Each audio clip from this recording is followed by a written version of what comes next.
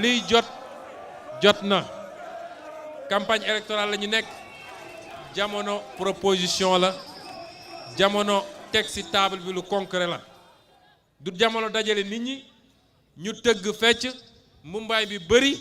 bu affaire bi waaje jeex waaj yeeg ci tribune bi jël micro bi ñaari minutes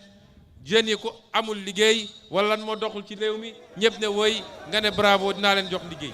cuune waratul laaj réew mi. Désormais, le peuple sénégalais va être très exigeant vis-à-vis de ses acteurs politiques. Am nañu un programme ambitieux en termes de politique économique te ñu ngi koy lal sur l'impératif, je pèse bien mes mots, l'impératif d'industrialiser ce pays parce qu'on n'a jamais développé un pays sans industrie. Am nañu un programme social bu ngeen dul gis fenn mooy fexe ba généraliser le système de prévoyance sociale ba sénégalais bu ne moo xam menuisier bi mécanicien bi moo xam jànq bi liggéey ci biir kër gi moo xam chauffeur de taxi bi moo xam coxeur bi ñoom ñëpp mun a am une couverture sociale mun a am couverture maladie mun a am retraite comme tout le monde. dañu ne état dafa soxla ay ressources war a def ay dépenses. Premier élément ci ressource état yi mooy li ñuy wax l'impôt fiscalité moo ëpp ci lu état mën a dajale te loolu ci réewu àdduna bi yépp la su ñuy wax l'impôt nag nit ñi dañ naan waa ji su ñëwee moom ñépp lay taxé déedéet l'impôt mooy ñun li ñu bokk ñun ñépp naka la ñuy def ñépp bëgg nañu faju ñépp bëgg nañu lekk ba suur te lekk lu baax ñëpp bëgg dañoo am école bu baax pour seen doom jàng ñëpp bëgg a daw ci ay tali yu baax ñëpp bëgg a am ndox gis ngeen dem ba léegi ndox amul ndakaaru comme ñun loolu yi ñun ñoo ko bokk lu bokkul ak kenn ku nekk lii seen mbëri ñu ne kon kenn ku ne na comp ci poosam as tuut loo xam ne du ko faagaagal du ko lor daal koy def ci gafaga bi ñu bokk ñun ñëpp muy trésor public lor rek mooy l'impôt ñun dañoo am yéene ni dañuy wàññi impôt bi ci kenn ku ne li ngay supporter impôt bokk na ci mesures yi sax ni impôt sur les sociétés nga xam ne tey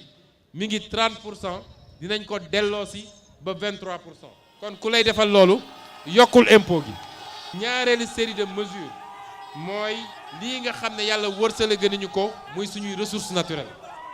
te ki fi nekk sàggan ba dem joxe ko jaay ko laa war a wax sax parce que soo demee ba ñu ne la li nga am ci ressources naturelles. munoo ci am lu weesu 10% kooku musiba la loolu lañ ne nun de bu ñu yàlla dénkee réew mi jaarale ko ci yéen li ñu am ci alal muy pétrole muy gaz muy zircon muy leneen ak leneen ak leneen kenn du ci ëppale Sénégal dinañu renégocier tous les contrats wala ñu nationaliser ko su dee renégociation bi dafa dëgër waaye munoo nekk ci réew moo xam ne ci 25 pays les plus pauvres du monde la ne yàlla wërsëgale ñu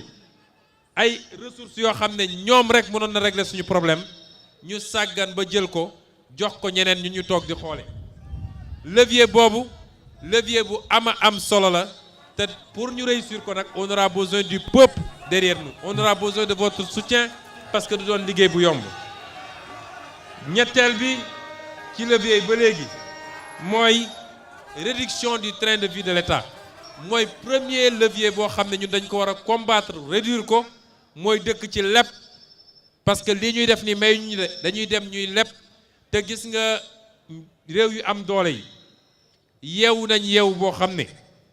boo ñëwee ne am naa pétrole am naa or am naa zircon am naa phosphate am naa géej gu may maye loo bëgg ñu lebal la ñu lebal la parce que soo fayul ci xaalis di nga leen fay ci lële. Quatrième levier bi mooy la réduction du train de vie de l'État réew moo xam ne les pouvoirs publics ministre boo gis mi ngi yor ñetti 4x4 këram ñaari limousine ñaari berline yoo xam ne